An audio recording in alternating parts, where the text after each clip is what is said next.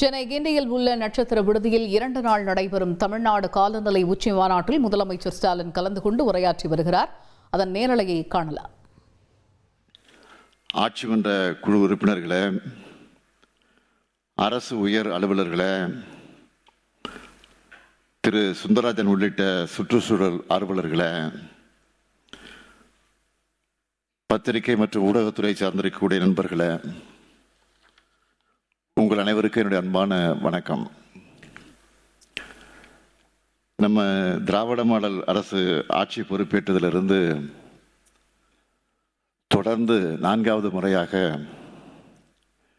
இந்த காலநிலை உச்சி மாநாட்டை வெற்றிகரமாக நடத்திக்கிட்டு இருக்கிறோம். துறையினுடைய பெயர் மாற்றத்தில் தொடங்கி செயல்பாடுகள்லையும் காலநிலை மாற்றத்தை எதிர்கொள்வதில் நம்முடைய உறுதிப்பாடு எதிரொலிக்கிற வகையில் பல முன்னெடுப்புகளை செஞ்சுக்கிட்டு வரோம். அதோடைய தொடர்ச்சி தான் இந்த காலநிலை உச்சி மாநாடு.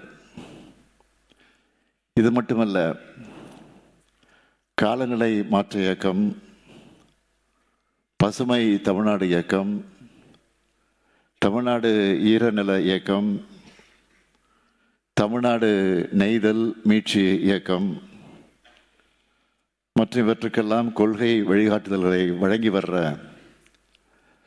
தமிழ்நாடு காலநிலை மாற்ற ஆட்சி மன்ற குழு என பல்வேறு முன்னெடுப்புகளை எடுத்துக்கிட்டு இருக்கிறோம். அதனால தான் சமீபத்தில் செயலர் சுப்ரியா சாஹ் அவர்களுக்கு உலக அளவில் அங்கீகாரம் கிடைச்சிருக்கு. இந்த மாநாட்டை பொறுத்த வரைக்கும் நிலைத்தகு முறையில் ஏற்பாடு செய்யப்பட்டு எல்லோருடைய பாராட்டையும் பெற்றிருக்கு.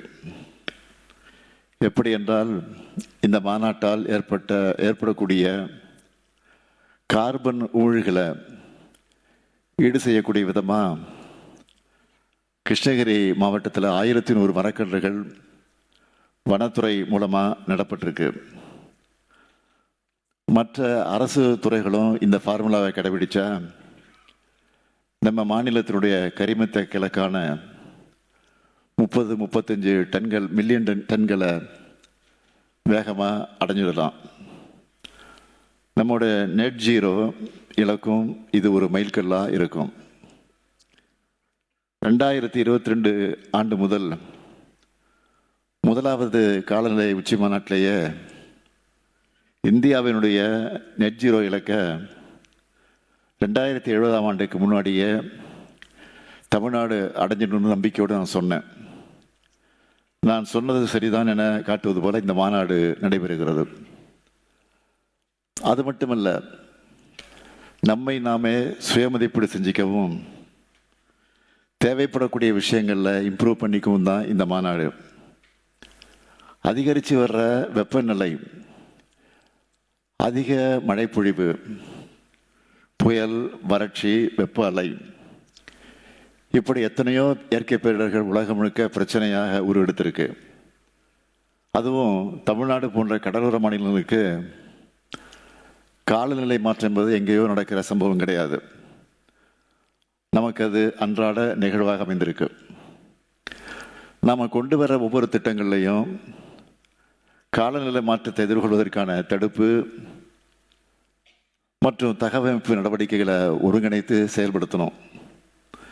அந்த வகையில் நிறுவப்பட்ட காற்றாலை மின் உற்பத்தியில் இந்தியாவிலேயே 2வது இடமும், நிறுவப்பட்ட சூரிய ஒளி மற்றும் புதுப்பிக்கத்தக்க ஆற்றல் உற்பத்தியில் இந்தியாவிலேயே 4வது இடமும் பெற்று வளர்ந்து வர்ற மாநிலங்களில் முன்னோடி மாநிலமாக திகழ்கிறது.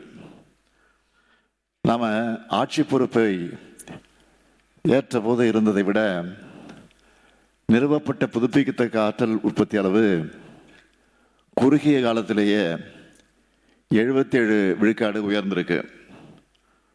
போக்குவரத்து மூலமாக ஏற்படுற கார்பன் உமிழ்வுகளை கட்டுப்படுத்த பஸ் பயன்பாட்டை அதிகரிச்சுட்டு வரோம். இப்போதைக்கு மொத்தம் 380 பஸ்கள் சென்னையில் இயக்கப்படுது. 7738 சுற்றுச்சூழலுக்கு உகந்த பேருந்துகள் கடந்த 5 ஆண்டுகளில் பயன்பாட்டுக்கு கொண்டு வரப்பட்டிருக்கு. 2030ஆம் ஆண்டுக்குள்ள மாநில போக்குவரத்து கழகங்களுக்கு கீழே இயக்கப்பட்டு வரக்கூடிய பேருந்துகளில் 33 விழுக்காடு பேருந்துகள் மின்சார பேருந்துகளாக இருக்கணும். இதுதான் நம்ம டார்கெட். மின்சார வாகனங்களுக்கு 2027ஆம் ஆண்டு வரை ரோட் டேக்ஸ்லேருந்து விலக்கு கொடுத்துருக்குறோம். 294 இடங்களில் 309 லட்சம் கியூபிக் மீட்டர் மரபு கழிவுகள் அகற்றப்பட்டிருக்கு. பிரபல தொழிலதிபரான ஆனந்த் மஹிந்திரா அவர்கள் கூட தமிழ்நாடு அரசோட பயோமைனிங் நடவடிக்கைகளை பாராட்டி ட்வீட் போட்டிருந்தார்.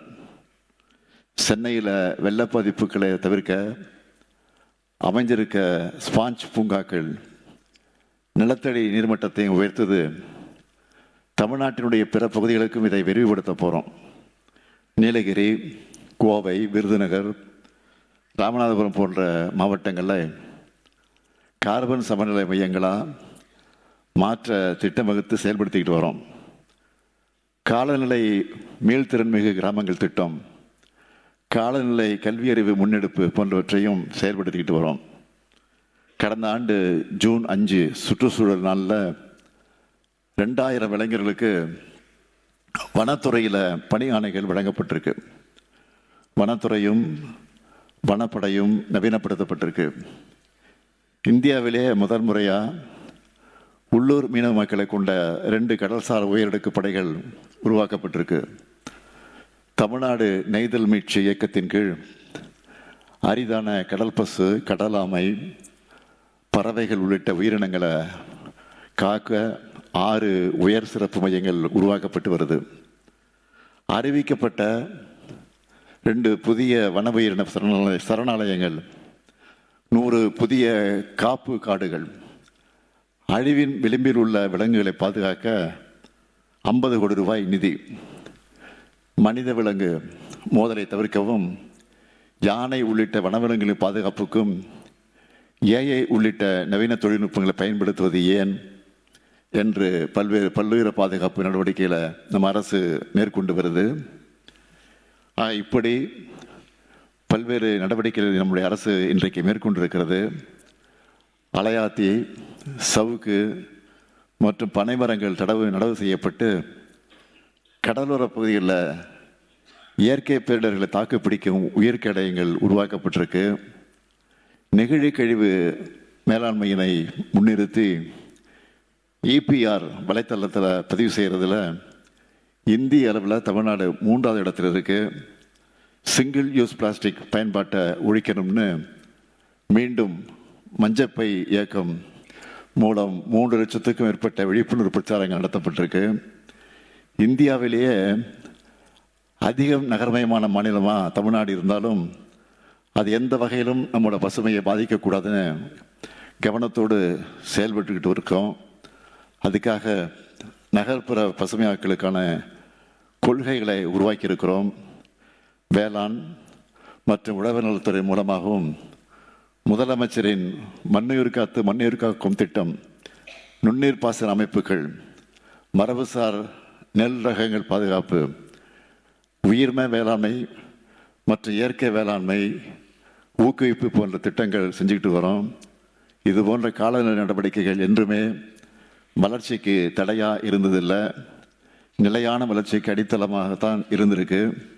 எனவே காலநிலை மாற்றத்தின் ஆபத்தை நிலையான பொருளாதாரம் மற்றும் சூழலுக்கு உகந்த வாழ்க்கை முறைகளை ஏற்படுத்திக்க இயற்கை கொடுத்திருக்கக்கூடிய வாய்ப்பாக எடுத்துக்கிட்டு பொறுப்போடு செயல்படுவோம். காலநிலை மீள்திறன் உட்கட்டமைப்புகளை உருவாக்க அரசு துறைகள் அனைத்தும் உலக வங்கி, ஆசிய வங்கி போன்ற பன்னாட்டு அமைப்புகளோடு இணைஞ்சு பசுமை நிதியையும் முதலீட்டையும் ஈர்க்கணும். இதோட முதல் படியாக இந்தியாவிலேயே முதல் முறையாக 1000 கோடி ரூபாய் மதிப்பீட்டில் பசுமை காலநிலை நிதியம் உருவாக்கப்பட்டு இன்று சுற்றுச்சூழல் பொருளாதாரம் மற்றும் தூய்மை மற்றும் போக்குவரத்து சார்ந்த தொழில்களை ஊக்குவிக்க நிதி வழங்கப்பட்டிருக்கு. இந்த தருணத்தில் தமிழ்நாடு நெய்தல் மீட்சி இயக்கத்தோட இணைஞ்சு அளப்பரிய ஆதரவை வழங்கி வரக்கூடிய உலக வங்கிக்கு நன்றியை தெரிவிச்சுக்கிறேன். இப்படிப்பட்ட முக்கியத்துவம் வாய்ந்த இந்த மாநாட்டில் முக்கியமான சில அறிவிப்புகளையும் நான் வெளியிட விரும்புகிறேன்.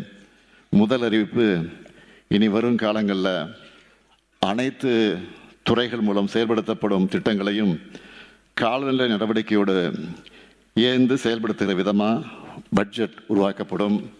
ரெண்டாவது அறிவிப்பு, நமது நாடு பாரிஸ் ஒப்பந்தத்தின் கீழ் கார்பன் உமிழ்வுகளை குறைக்க தேசிய அளவில் தீர்மானிக்கப்பட்ட சில பங்களிப்புகளை ஏற்றுக்கொண்டது போல் நம் மாநிலத்தின் கார்பன் உமிழ்வுகளை குறைக்க 2030க்குள் செயல்படுத்த வேண்டிய மாநில அளவில் தீர்மானிக்கப்பட்ட பங்களிப்பு உருவாக்கப்பட்டு அவற்றை இலக்குகளாக கொண்டு செயல்பட நடவடிக்கைகள் மேற்கொள்ளப்படும். மூன்றாவது அறிவிப்பு, தமிழ்நாடு முழுவதும் நடவு செய்ய 5 லட்சம் சந்தன மரக்கன்றுகள் வழங்கப்படும். நான்காவது அறிவிப்பு, வரும் காலங்களில் தொழிற்சாலைகளும் அரசு நிறுவனங்களும் இணைந்து பசுமை தொழில்நுட்பங்களில் முதலீடு செஞ்சு உமிழ்வுகளையும் குறைக்கவும், உள்ளாட்சி அமைப்புகள் காலநிலை நடவடிக்கை முக்கியத்துவம் கழிச்சிட செயல்படவும், இளைஞர்கள் காலநிலை தலைவர்களாகவும் தூதுவர்களாக உருவெடுக்கவும் தொடர்ச்சியான நடவடிக்கை எடுக்கப்படும்.